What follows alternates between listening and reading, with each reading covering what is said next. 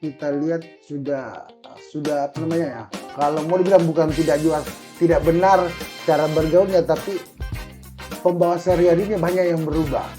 Contohnya mungkin ya, ada yang potong-potong tangannya saya lihat di jalan itu. Mungkin itu tandanya, mungkin kalau dia cuma garis gini, ini mulai aku tersakiti. Semakin dalam lagi, sama lagunya, satu kali kau sakiti hati ini, dua kali, tiga kali, itu menandakan semakin dalamnya lubang lubang luka itu, mungkin semakin dalam sakitnya mungkin ya. Iya.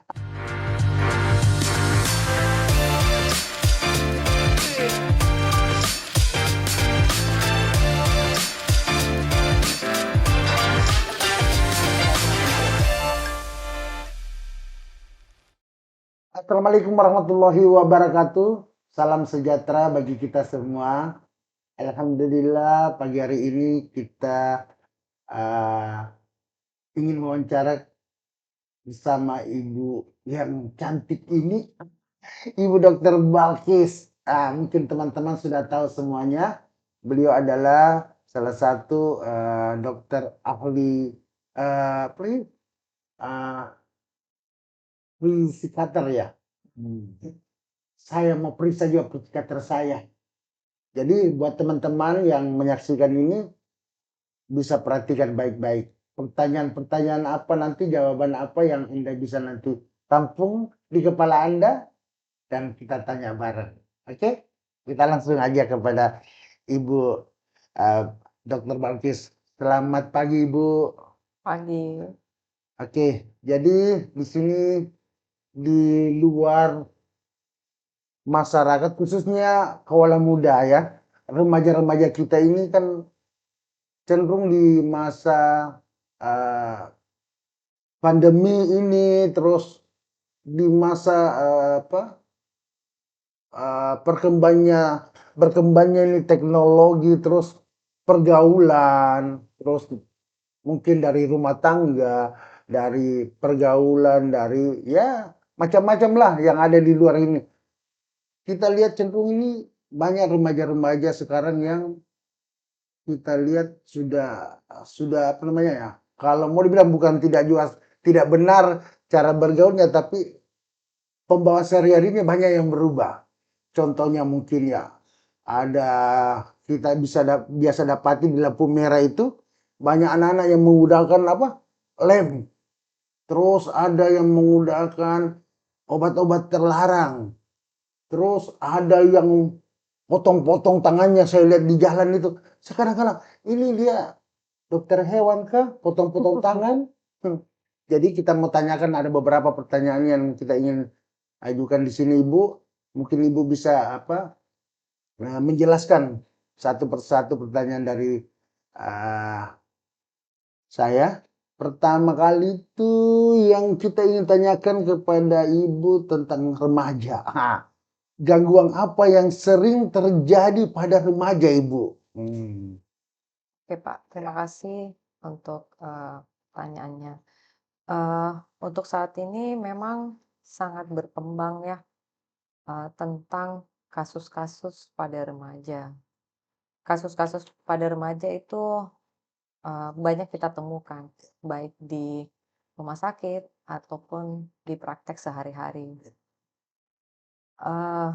Baik dalam beberapa penelitian pun ataupun adanya semacam kuesioner-kuesioner yang mungkin ada beredar di rumah sakit, saat ini kita melihat memang problem remaja yang paling meningkat, ya. Bukan berarti gangguan jiwa yang lain itu tidak meningkat, tetapi yang kita harus melihat adalah remaja saat ini, ya. Kita melihat bahwa dari riset Reskerda tahun 2018 itu dia menyampaikan bahwa kebanyakan usia remaja yang rentan terkena gangguan jiwa yaitu dimulai dari usia 15 sampai 24 tahun. Di situ banyak terdapat gangguan jiwa berupa gangguan jiwa, gangguan kecemasan dan depresi, ya. Sedangkan, tahun 2021 itu FKUI, terutama pada divisi psikiater anak dan remaja, melihat bahwa, begitu banyaknya gangguan kecemasan yang terjadi pada remaja, disebabkan karena, remaja ini menuju suatu, eee, perubahan. Ya, perubahan dari usia, eee, remaja menuju ke dewasa. Nah, oleh sebab itu, saat ini memang sangat berkembang. Eee, saya hari ini ingin mengangkat tentang self harm pada anak remaja, karena saat ini kita melihat begitu banyaknya remaja-remaja, yang melakukan self harm pada dirinya sendiri. Eee, untuk self harm sendiri itu, lebih banyak memang kasusnya pada usia-usia remaja, artinya 15 tahun sampai 24 tahun. Oke. Dan terutama pada, kelompok wanita yang paling banyak ya. Oh, perempuan ya paling banyaknya? Iya, perempuan, kelompok wanita. Kalau kita melihat, di rumah sakit ataupun di praktek sehari-hari, pada kasus-kasus, kelompok, laki-laki, itu memang cenderung pada gangguan nafsa, ya. Mmm. Saat ini saya ingin membahas tentang self harm. Jadi, pada kasus-kasus, remaja, terutama pada wanita itu, eee, ada yang memicu adalah situasi dari, gangguan mentalnya itu masalah-masalah yang bisa terutama pada keluarga, ya. Jadi selalu utama itu dalam keluarga dulu. Yang kedua mungkin saja dari persoalan-persoalan intern antara dia dan, eee, temannya. Iya, Yang ketiga bisa saja stresor yang lain yang mereka hadapi, betul. ya. Jadi ini yang cenderung berdampak itu usia-usia muda semua ya, Iya, 14 kasihan ya. Terus apa sebabnya seperti apa itu mereka sampai bisa sampai terjun ke sana itu? iya. Jadi kita harus paham dulu, self harm itu seperti apa sih? Oke. Jadi self harm itu perilaku menyakiti dirinya dengan tujuan untuk, bukan untuk membunuh dirinya. Jadi dia untuk merasakan rasa sakit itu, tetapi dia tujukan kepada dirinya sendiri, Oh. ya. Jadi, perilakunya itu yang banyak yang kita temukan itu biasanya ada berupa cutting, ada juga biasa, kasusnya kita melihat dia membenturkan kepalanya, atau dia bisa saja, meminum obat, dengan jumlah yang banyak, atau masih banyak lagi yang dia lakukan, ya. Iya. Biasanya paling sering itu yang kita temukan saat ini tuh lebih banyak itu cutting, ya, cutting. Jadi mereka merasakan bahwa, perasaan yang tidak nyaman pada dirinya, dia mengalihkan ke cara cutting tersebut. Mmm. Ada juga mungkin yang mereka larikan banyak juga yang dia gundul dirinya, ya. Karena mungkin dia bilang, "Ah, saya stres, saya gundurin diriku, ini tanda tanda saya frustasi dengan sesuatu masalah yang susah saya, lupakan atau yang menyakitkan buat saya." Dan mungkin juga ada juga saya pernah lihat juga, apa betul itu dia berubah kalau tadinya dia perempuan sempurna, terus mungkin karena pernah disakitin sama orang, akhirnya dia stres, murung sendiri, akhirnya dia berubah jadi kayak tomboy-tomboy gitu. Iya, oke. Eee, kalau kita bicara tentang gangguan jiwa, artinya kita tidak boleh melihat secara sepintas. Ya, Kita harus melihat secara holistik, ya. Artinya banyak faktor pemicu yang bisa terjadi, ya. Bisa saja, eee, karena faktor ada traumatik di dalamnya, ya. Itu bisa memicu terjadinya, yang namanya depresi, depresi ya, itu. depresi. Jadi depresi itu bukan hanya faktor, traumatik saja, bisa saja juga ketika seseorang, terdiagnosis, suatu penyakit, kita kan bagaimana cara kita menerima, hal tersebut sehingga membuat kita tidak jadi depresi. Tetapi ketika orang itu tidak mampu, ada namanya mekanisme coping dari kita. Setiap manusia mempunyai mekanisme coping sehingga bagaimana caranya kita bisa beradaptasi dengan keadaan tersebut. Sehingga tidak menimbulkan namanya gangguan. Jadi gangguan itu adalah ketika kita tidak mampu beradaptasi dengan suatu stresor, terus menyebabkan ada suatu perilaku-perilaku yang istilahnya misalnya seperti yang kita bilang tadi, mungkin dia menarik diri dari lingkungannya, terus dia mulai mengalami dia menggundur rambutnya, ataupun dia mulai tidak mau makan, misalnya dia mulai mengurung diri, sehingga menyebabkan interaksi sosialnya dengan orang lain itu jadi terganggu. Jadi itu kita menyebutkan dia namanya gangguan. Betul. Gangguan apalagi itu memang harus diperiksa lagi ke psikiater atau psikolog. Baik. Terus kita mau tanyakan, kira-kira sejauh mana bahayanya kira-kira itu, Dok? Jadi self harm itu artinya tentu sangat berbahaya, ya. Oh, Artinya kalau dia sampai cutting iya. bagian tubuhnya. Jadi kita harus tahu dulu seperti apa itu mereka sampai kenapa jadi tercutting, buat cutting. Biasanya tuh mereka itu mulai mengalami perubahan perilaku dulu, ya. Dia mengalami depresi dulu. Setelah itu dia mulai merasakan tidak nyaman, sehingga membuat dia merasa bahwa orang sekitarnya tidak mendukung dia, tidak empati dengan dia, sehingga membuat dia pelariannya akhirnya dia cutting. Bahaya dari cutting kan kita harus paham. Ya. Artinya ketika remaja tersebut melakukan cutting, artinya entahkah di bagian tangannya. Di bagian tangan kan ada arteri-arteri atau vena-vena. Kalau awalnya tuh biasanya tuh remaja dia cuttingnya dulu nggak terlalu dalam, Oke. ya. Jadi dia coret entah pakai silet atau pentul, jarum yang mudah dia dapatkan, guys. Ketika dia meng-cutting awalnya itu tidak terlalu dalam. Nah, lama-kelamaan kalau dia punya masalah tidak terselesaikan dengan baik, biasanya itu dia meng-cutting lebih dalam lagi, sehingga mengeluarkan darah. Nah, kalau dia meng-cutting terlalu dalam itu kan bisa menyebabkan luka. Nah, kalau tidak diobati dengan baik, bisa kan menimbulkan hal-hal yang lain. Contohnya bisa lukanya jadi lebih parah, ya, bisa jadi harus penanganan lagi, tetapi dia tidak mau melakukan itu. Mungkin itu tandanya, mungkin kalau dia cuma garis gini, ini mulai aku tersakiti. Semakin dalam lagi, sama lagunya, satu kali kau sakiti hati ini, 2 kali, 3 kali, itu menandakan semakin dalamnya lubang lubang luka itu mungkin semakin dalam sakitnya mungkin ya. Terus kalau mau dipikir itu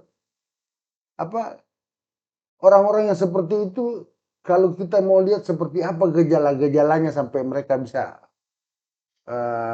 seperti itu, ada nggak kita bisa lihat perilaku atau dia murung ataukah dia tapi tidak juga harus, saya rasa murung orang yang stres, mungkin itu kelebihan senang kali ya.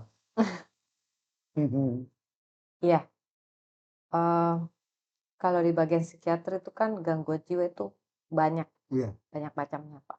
Artinya kalau senang lagi lain lagi. Jadi biasanya pasien datang itu biasanya dia lebih banyak menyampaikan ke kita, ke psikiater atau ke psikolog itu biasanya tentang hal-hal yang mereka rasa tidak nyaman, ya, tidak nyaman. Bisa saja mungkin faktor traumatik. Artinya dia datang biasanya merasa bahwa biasanya ada gangguan tidur, ya, gangguan tidur, gangguan makan. Sudah tidak teratur ya. Iya, bahkan memang dia kadang tidak mau makan, ya. Artinya sudah ada yang namanya juga pesimis, ya. Terus kadang-kadang memang ada ide-ide untuk bunuh diri. Artinya memang ada tanda-tanda depresi di dalamnya, ya. ya. Eee, Biasanya memang mereka datang dengan hal-hal tersebut. Oke. Jadi kalau yang seperti itu kita sudah lihat ciri-ciri orang seperti itu, apa kira-kira, tindakan sebagai, contohnya keluarga, untuk menyelamatkan keluarga kita yang, dampak penyakit seperti itu, kapan kira-kira bisa dibawa ke dokter? Iya, eee, saat ini memang peran keluarga itu sangat penting, Penting ya, ya. betul. Jadi biasanya kami ketika pasien datang, kami harus selalu menanyakan. Kami senang kalau pasien datang dengan keluarganya. Betul. Jadi kami bisa mendengar juga dari pihak keluarga, seperti apa sih, Iya, anak tersebut di rumah, perilakunya sehari-hari. Yang kadang bikin kami, kewalahan juga kalau dia datang tanpa keluarga. iya, setuju. Dan banyak memang anak-anak sekarang, mereka nggak mau keluarga tahu bahwa mereka melakukan self harm pada Wow, dirinya, ya. itulah iya, Dia kadang datang menutup dirinya, sendiri, bahkan kalau di rumah itu dia menggunakan lengan panjang untuk iya, menutupi. menutup, betul. Kadang kami menyampaikan ke pasien bahwa kalau bisa, eee, pertemuan berikutnya tolong bawa keluarga, ya. Kakak kah, lebih bagus lagi kalau ayah ibunya, ya. Jadi, eee, memang peran keluarga sangat penting. Jadi pertama kita harus melihat dulu, dari kita dalam keluarga harus melihat apakah anak kita ini, mungkin yang tadinya dia interaksinya dengan keluarga cukup baik, terus tiba-tiba beberapa bulan terakhir ini kita melihat anak kita, kok dia lebih banyak di kamar ya Iya, mengurung diri? Kok dia sekarang jadi lebih temperamen contohnya, ya, lebih temperamen, terus dia lebih tertutup. Itu kita nggak boleh artinya, membiarkan. Kadang kan kita berpikir, "Oh mungkin dia lagi capek, iya, atau dia lagi banyak tugas." Tapi harus kita tetap aware dulu dengan keluarga kita, terutama anak kita, ya. Sekarang kan era gadget yang begitu betul, Dok. pesat sekali, Itu dia. ya, yang membuat, eee, artinya anak-anak cepat, ya, bisa melakukan hal-hal apa saja. Jadi keluarga memang harus berperan di sini. Jadi keluarga harus melihat apakah ada suatu perubahan perilaku dari anak kita. Kalau memang ada, harus cepat penanganannya. Penanganannya, Baik dibawa ke psikiater kah, atau ke psikolog dulu, bisa juga. ah, itulah seperti yang saya, mau tanyakan tadi, peran keluarga itu sangat penting. Karena apabila kita membiarkan atau kita menutup diri atau orang zaman sekarang orang cuek gitu, urus urusanmu, urusanku, kau sudah dewasa, tapi itu kan tidak harus. Karena ini menyangkut keluarga kita. Kalau peran lingkungan sekolah seperti apa itu kalau di sekolah, Dok? Iya, untuk remaja kami sangat berharap, peran di sekolah juga harus, sangat baik juga ya, artinya sama pentingnya Ya, dengan peran di rumah. Artinya ketika kadang kan ayah ibunya mungkin sibuk, jadi mungkin, dari pihak sekolah yang harus juga melihat, apakah ada tanda-tanda yang seperti yang saya sebutkan oke, tadi. tadi. Apakah mungkin kita melihat anak ini yang dulunya ceria, artinya berprestasi terutama, tetapi, kok kita lihat anak ini mengalami kemunduran dalam prestasinya, Iya, ya. itu. Jadi, pihak sekolah itu terutama guru Guru. harus berperan serta Ya, melihat pesan, ya. apakah memang, terjadi kemunduran dalam prestasi atau ada hal-hal yang di dalam sekolah anak ini, berperilaku lain Iya, dari iya. biasanya. Jadi di sekolah harus bisa melihat, kalau memang ada seperti itu, mungkin bapak ibu guru harus bisa, mengambil sikap. Ya, Ya, peran sebagai, pengganti orang tua iya, di rumah yang bisa melihat sehari-harinya saat anak itu ada di sekolah. iya. Jadi artinya, sekolah harus aktif juga berperan. Karena saya melihat memang, saat ini memang yang banyak datang ke kami itu di psikiater maupun psikolog usia-usia remaja, artinya usia-usia sekolah. Ya, mereka datang dengan, eee, artinya begitu depresinya mereka, sehingga mereka merasa membutuhkan kami. Karena kan untuk ke psikiater itu, pasien biasa tidak mau dibilang orang gila, Iya iya, betul ya. betul. Jadi stigma ini harus diubah, ya. Artinya kalau memang mereka tidak nyaman untuk bicara ke keluarga ataupun ke sekolah, mungkin bisa ke kami, Mmm, ya. Jadi dari situ kami mungkin bisa memanggil orang tua dari pihak sekolah, jadi kita ada, interaksi yang bagus. Jadi pihak sekolah sangat penting juga. Jadi kalau ada melihat tanda-tanda seperti yang saya jelaskan tadi, sebaiknya pihak dari sekolah mungkin komunikasikan ke orang tuanya, sehingga yang tadinya orang tua tidak tahu, akhirnya orang tua tahu bahwa keadaan anaknya saat ini seperti itu. betul. Itu kan yang kita lihat banyak terjadi di media sosial, saya melihat berita-beritanya anak-anak yang banyak main online, Iya, terus mau beli ini tidak ada, dibunuh mamanya. iya. Ah, saya bilang, "Ya Allah, betul-betul ini." Iya, saya bilang, "Ini penyakit apa ini?" Saya bilang, yang sampai bisa sampai gara-gara main game, jual barang-barang, tidak dikasih duit, bunuh bunuh bapak kandung. Saya bilang, "Wah, ini keras-keras ini sakitnya ini, Dok." Jadi mungkin, apa, harus memang apa, dicegah dari dini ya. Kalau Iya, memang sudah ada, apa, tanda-tanda, ya mungkin keluarga yang peran paling utama untuk mengarahkan, si korban untuk bawa ke dokter. artinya intinya, eee, kita mencegah, remaja itu jatuh ke gangguan jiwa yang lebih berat, Iya iya. itu intinya. Itu. Jadi mungkin itu tadi semua pesan-pesannya, eee, Ibu dokter, agar kita semua selalu, berperang ya, melihat, di sekeliling kita, khususnya keluarga kita sendiri, agar bisa terhindar dari, apa, penyakit-penyakit stres. Oke, mungkin sampai di sini dulu pertanyaan saya, Ibu Dokter. Terima kasih semua penjelasannya. Mungkin nanti pemirsa yang lihat ini bisa mengambil hikmahnya, petik. Jangan mengambil stresnya. Oke, saya Supri dan Ibu, Dokter Balkis mohon diri. Wassalamualaikum warahmatullahi wabarakatuh. Terima kasih, Pak.